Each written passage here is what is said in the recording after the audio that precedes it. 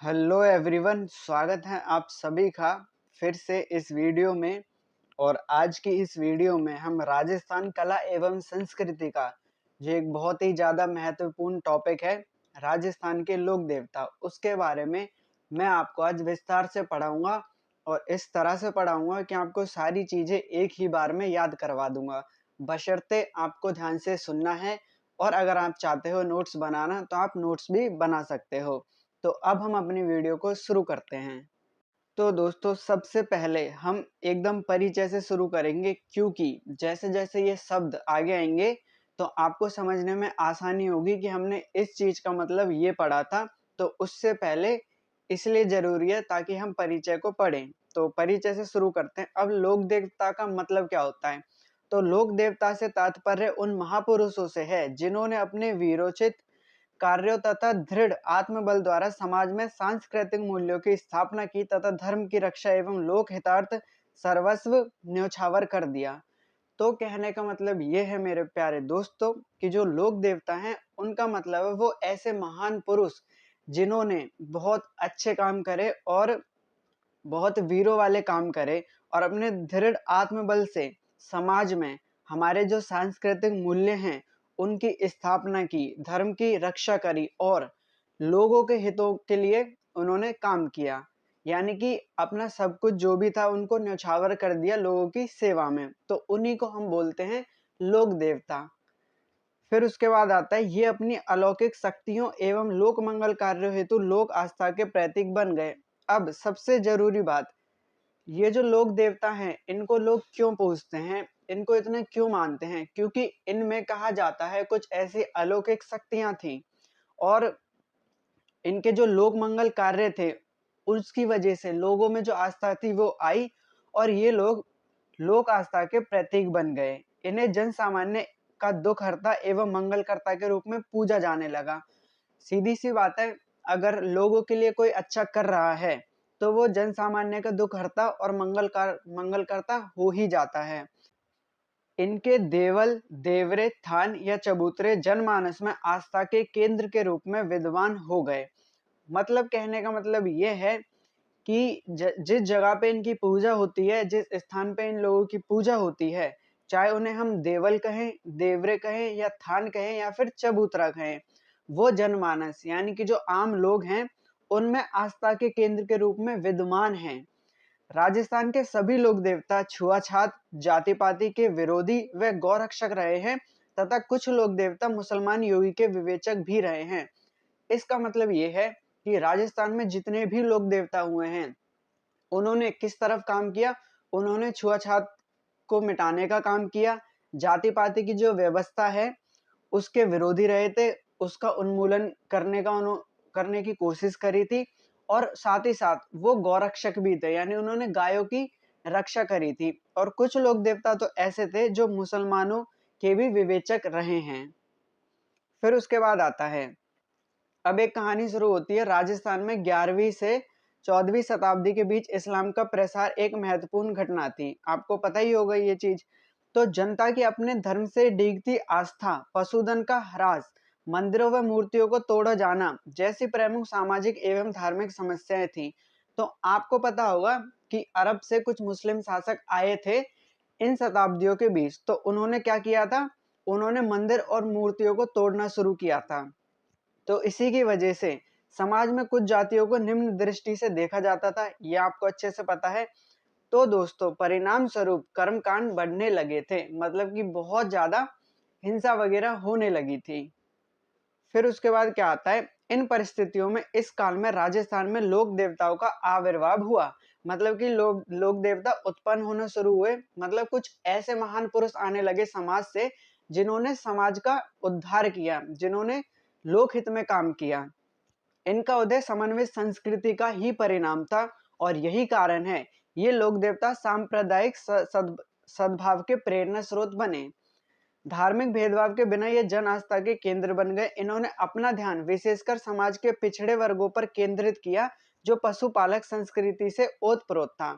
मतलब इनका जो मेन ध्यान था, ज्यादातर इन्होंने जो ध्यान दिया था वो समाज के उन पिछड़े वर्गों पर ध्यान दिया था जो पशुपालक संस्कृति से ओतप्रोत थे, मतलब उसमें संलग्न थे। फिर उसके बाद आता है कई लोक देवता पशुधन के रक्षक के रूप में पूजे जाते हैं। हम आगे पढ़ेंगे कि किन किन देवता को पशुधन के रक्षक के रूप में पूजा जाता है। इनके विचार और उपदेश 15वीं और 16वीं शताब्दी में संकलित हुए, जो शब्द, दोहे, वाणी, निशानी, ब्यावले, वात, पढ़, गीत व फड़ आदि के रूप में प्रसिद्ध हैं। तो मतलब जितने भी हमारे लोक देवता हुए राजस्थान में, उनके जो विचार या फिर उन्होंने जो उपदेश दिए वो 15वीं और 16वीं शताब्दी में लिखे गए थे। और वो किस रूप में लिखे गए थे? तो कुछ की कहानियां थी शब्द, कुछ के दोहे, कुछ की वानियां, कुछ की निशानियां, कुछ के व्यावले, किसी की वात, किसी का पद, किसी का गीत और किसी का फड़। ये एक्चुअली पढ़ नहीं, यहाँ पे फड़ होगा। तो मैं आशा करता हूं कि आपको समझ आ रहा होगा। इन लोक देवताओं की प्रसिद्धि व लोकप्रियता का एक प्रमुख कारण उस संस्कृति विशेष से स्वयं को जोड़ना था, जो ग्रामीण समाज के पिछले वर्ग की थी। इन सभी लोक देवताओं के स्थानों पर गाने व नृत्य की परंपराएं विद्यमान है। फिर उसके बाद आती है एक बहुत महत्वपूर्ण चीज, लोक देवताओं से संबंधित महत्वपूर्ण शब्दावली, यानी लोक देवी देवताओं से संबंधित महत्वपूर्ण शब्दावली। सबसे पहला आता है पर्चा। तो पर्चा क्या होता है? तो मेरे प्यारे दोस्तों, पर्चा क्या होता है? अलौकिक शक्ति द्वारा किसी कार्य को करना अथवा करवाना पर्चा कहलाता है। यह शक्ति का परिचायक है। लोक देवता रामदेव जी के पर्चे प्रसिद्ध हैं। तो पर्चा उसको कहते हैं जैसे किसी इंसान में या किसी लोक देवता में कोई अलौकिक शक्ति होती है और उसके द्वारा किसी कार्य को करना अथवा करवाना पर्चा कहलाता है। उसी के साथ साथ यह शक्ति का परिचायक होता है, यानी कि उसका प्रूफ होता है कि इनके पास शक्ति है। और एक लोक देवता है राजस्थान में जिनका नाम है रामदेव जी, उनके पर्चे प्रसिद्ध हैं। फिर उसके बाद आता है चिरजा। देवी की पूजा आराधना के पद, गीत या मंत्र जिन्हें विशेषकर रात के जागरण के समय महिलाओं द्वारा गाया जाता है, उन्हें हम कहते हैं चिरजा। तो जब देवी की पूजा पूजा आराधना के पद जो होते हैं, गीत होता है या मंत्र होता है, जिन्हें कि खासकर रात के जागरण के समय में महिलाओं के द्वारा गाया जाता है, उन्हें हम चिरजा कहते हैं। और चिरजा के दो प्रकार होते हैं, सिंघाऊ और घड़ाऊ। फिर उसके बाद आता है मेरे दोस्तों नामा।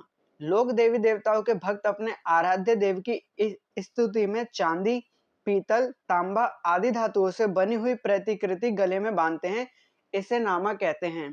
तो आपने कई लोगों को देखा होगा, वो गले में कुछ पहन के रखते हैं। वो धागा हो सकता है या फिर कोई जंतर वगैरह हो सकता है, जो कि चांदी, पीतल, तांबा आदि धातुओं से बनी हुई प्रतिकृति होती है। तो उसी को हम कहते हैं नामा। फिर उसके बाद आता है देवरा। राजस्थान के ग्रामीण अंचलों में लोक देवों के चबूतरे नुमा बने हुए पूजा स्थल को देवरा कहते हैं। तो राजस्थान में जो गांव के आंचल होते हैं, मतलब गांव होती है, गांव की जो धरती होती है, वहां पे जो लोक देवों के चबूतरे बने होते हैं, चबूतरे नुमा जो पूजा स्थल बने हुए होते हैं, उनको हम कहते हैं देवरा। फिर उसके बाद आता है मेरे दोस्तों बहुत ही जरूरी चीज, उसको हम बोलते हैं पंचपीर। तो मारवाड़ अंचल में पाबूजी, हड़बूजी, रामदेव जी, मांगलिया मेहा जी तथा गोगा जी सहित 5 लोक देवताओं को मारवाड़ के पंचपीर कहा जाता है। पंच का मतलब होता है 5, पीर का मतलब आप समझ सकते हो देवता। तो 5 पीर मारवाड़ के आंचल में कौन कौन से? पाबूजी, हड़बूजी, रामदेव जी, मांगलिया जी और गोगा जी। याद रखने की पंक्ति है, यानी याद रखने की जो पंक्तियां हैं वो हैं पाबू, हड़बू, रामदेव, मांगलिया, मेहा, पांचों पीर पधारजियो, गोगा जी जेहा। फिर उसके बाद आती है एक शब्दावली बाला। तो 7 देवियों की जो सम्मिलित प्रतिमा होती है उसको हम क्या कहते हैं? उसको हम कहते हैं बाला। अब कुछ महत्वपूर्ण जोड़ियां लोक देवी देवताओं की। तो पिता पुत्र की जोड़ी, तो गोगा जी, केसरिया कुंवर, सवाई भोज, देवनारायण जी। फिर आता है मेरे दोस्तों भाई बहन की जोड़ी। तो हर्षद नाथ और जीन माता। पति पत्नी की जोड़ी मल्लीनाथ जी और रूपा दे। चाचा भतीजा की जोड़ी पाबू जी, रूपनाथ जी, डूंगर जी, जवाहर जी। इनके बारे में हम आगे और विस्तार से पढ़ेंगे, पर अभी के लिए आपको इतना याद रख लेना है। मौसेरे भाइयों की जोड़ी रामदेव जी और हड़बू जी। अब मेरे दोस्तों यहाँ तक की कहानी में सिर्फ और सिर्फ परिचय था।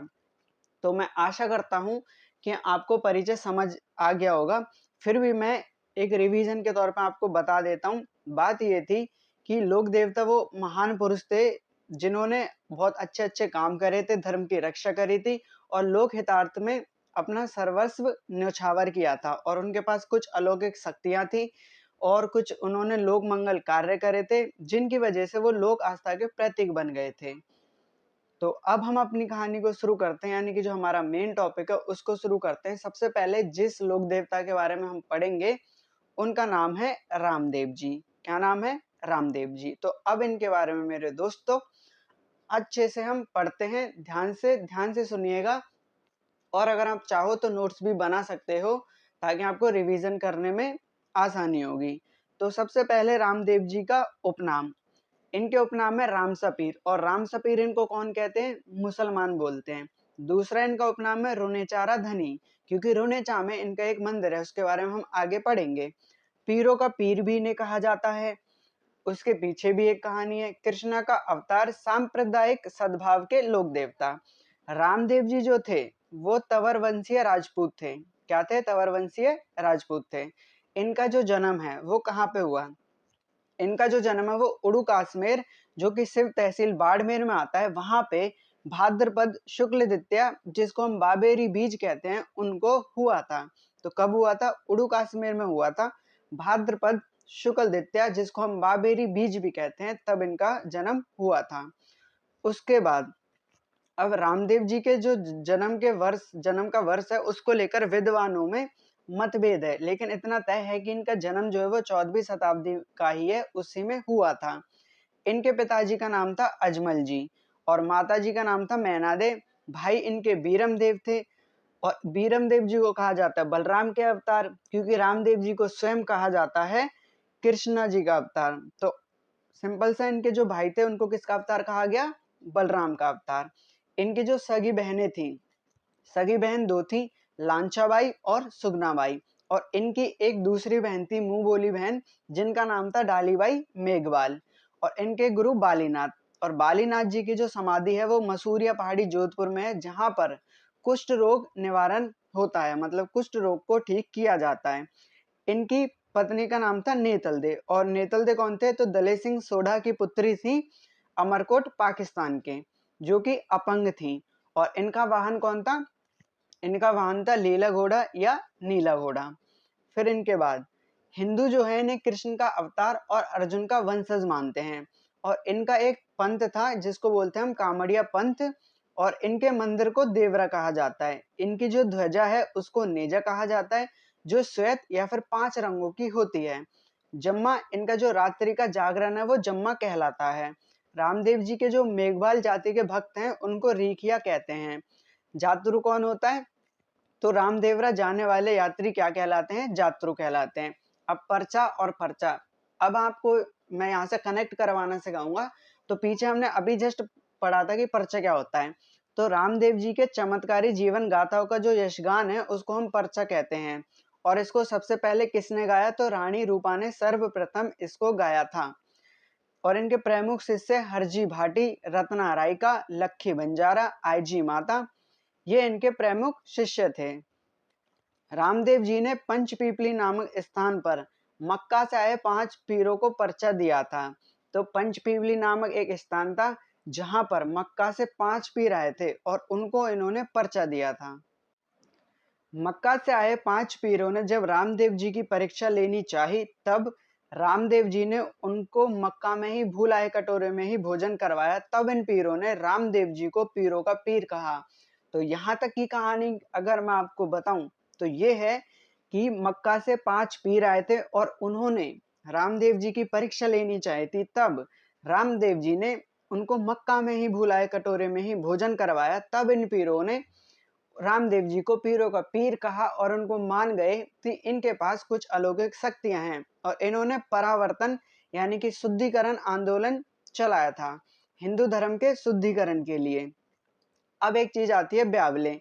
तो ब्यावले गीत होते हैं जो कि इनकी आस्था में भक्तों द्वारा बाचे जाते हैं या फिर गाए जाते हैं। अब एक बहुत ही महत्वपूर्ण नृत्य आता है यहाँ पे, जिसका नाम है तेरह ताली नृत्य। तेरह ताली नृत्य रामदेव जी के मेले पर कामड़ जाति की महिलाओं द्वारा किया जाता है।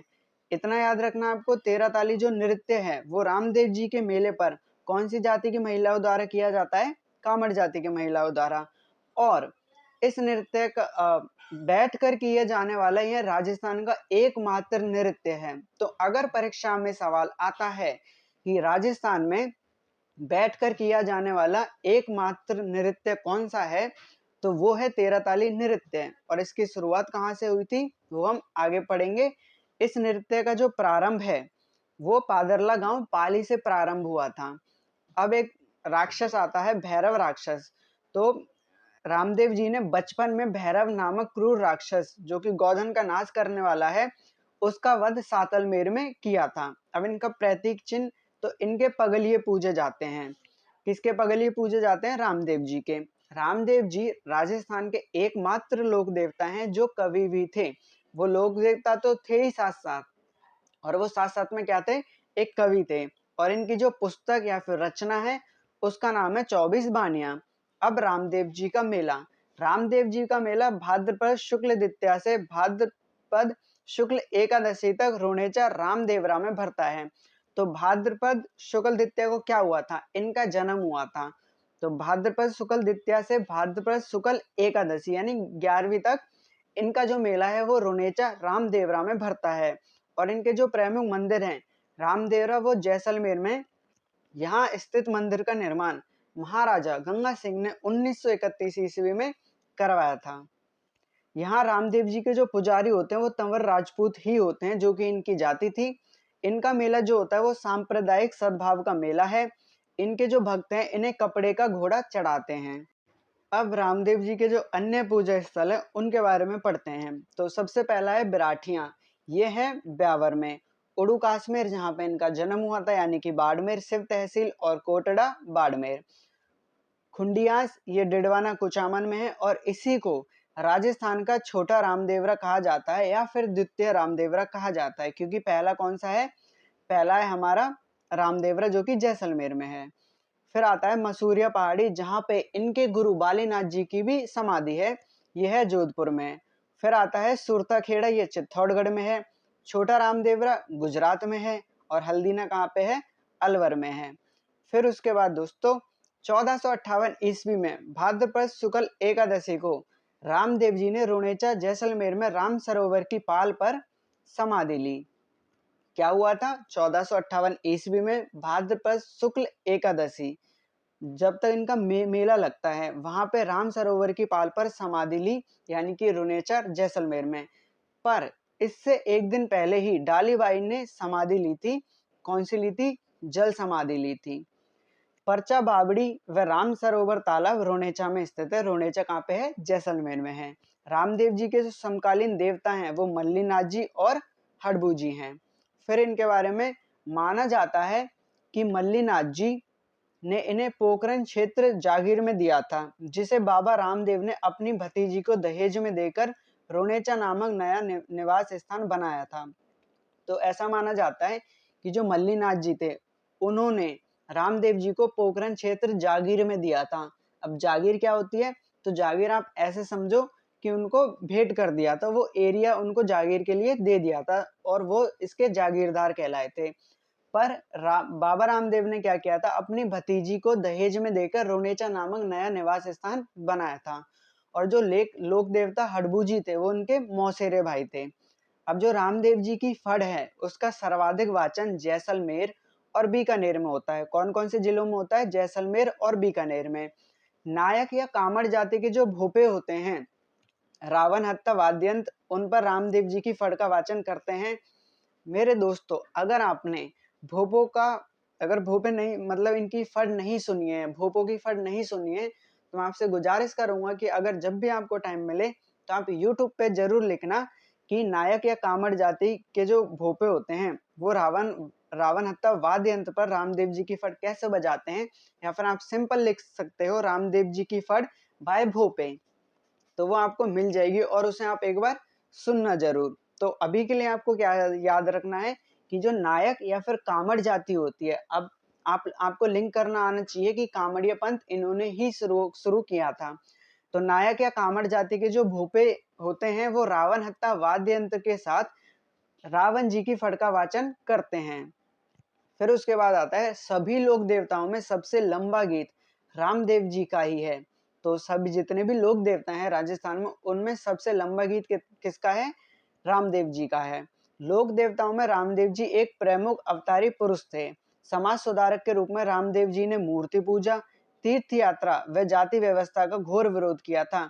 अब मेरे दोस्तों यहाँ पे एक चीज आती है जो कि मैं चाहता हूँ आप ये चीज सोचो और आप अपने दिमाग से बताओ, बुद्धि का इस्तेमाल करके बताओ कि क्या ये चीज सही है या फिर गलत है। जो रामदेव जी थे उन्होंने समाज सुधार के लिए, यानी कि समाज सुधारक के रूप में रामदेव जी ने मूर्ति पूजा, तीर्थ यात्रा और जाति व्यवस्था का घोर विरोध किया था। क्या आज के टाइम में जो इनके ये अनुयायी हैं, जो इनको पूजते हैं, जो इनकी मूर्ति की पूजा करते हैं, जो तीर्थ यात्रा पर जाते हैं रामदेव जी की, और जो जाति व्यवस्था में यकीन करते हैं, क्या वो सही है? क्या ऐसा रामदेव जी चाहते थे? आप सोच समझ के इसका आंसर कमेंट में मुझे बताओगे। गुरु की महत्ता पर जोर देते हुए इन्होंने कर्म की शुद्धता पर बल दिया। उनके अनुसार कर्म से ही भाग्य कर्मों का होता है। इनका कहने का मतलब ये है कि उन्होंने इस बात पर जोर दिया कि आपको अच्छे कर्म करने चाहिए, और जैसे आप कर्म करोगे, जैसे आप चीजों को करोगे, जैसे आप लोगों के साथ रहोगे, जैसे आप समाज में रहोगे, आपका जो भाग्य है वो वैसा ही बनता जाएगा। अगर आप अच्छे कर्म करोगे तो आपका भाग्य अच्छा होगा, और बुरे कर्म करोगे तो आपका भाग्य कैसा होगा? बुरा होगा। सो मुझे उम्मीद है कि आपको ये समझ आया होगा। फिर उसके साथ साथ रामदेवरा का जो मेला है वो सांप्रदायिक सद्भावना का प्रतीक माना जाता है। क्यों? क्योंकि इसमें हिंदू और मुसलमान दोनों लोग ही इनकी पूजा करने आते हैं। इन्होंने हिंदू मुस्लिम एकता स्थापित करने पर जोर दिया था। और जो सुगना बाई थी, सुगना बाई का विवाह, यानी कि इनकी जो सगी बहन थी, उनका विवाह पुंगलगढ़ के परिहार राव किशन सिंह से हुआ था। अब जो रामदेव जी के जो वंशज हैं वो मृतक को दफनाते हैं। ये मेन चीज है। रामदेव जी के जो वंशज हैं वो मृतक को दफनाते हैं, जलाते नहीं हैं। डालीबाई का मंदिर, जो कि डालीबाई मेघवाल थी, इनकी मुंह बोली बहन थी, वो रोनेचा मंदिर परिसर में रामदेव जी की समाधि के पास बना हुआ है। तो दोस्तों यहाँ तक हमने कर लिया है एक लोक देवता को पूरा, जिनका नाम है रामदेव जी, और मुझे उम्मीद है कि आपको समझ आया होगा। इस वीडियो में हम इतना ही रखते हैं, और हम पार्ट 2 में आगे के जितने भी लोक देवता हैं उनके बारे में पढ़ेंगे। तो मैं आशा करता हूँ कि आपको चीजें समझ आ रही होगी। अगर आपका कोई भी डाउट होता है तो आप कमेंट बॉक्स में मुझसे पूछ सकते हो। तो मिलते हैं फिर नेक्स्ट वीडियो में, तब तक के लिए पढ़ते रहिए।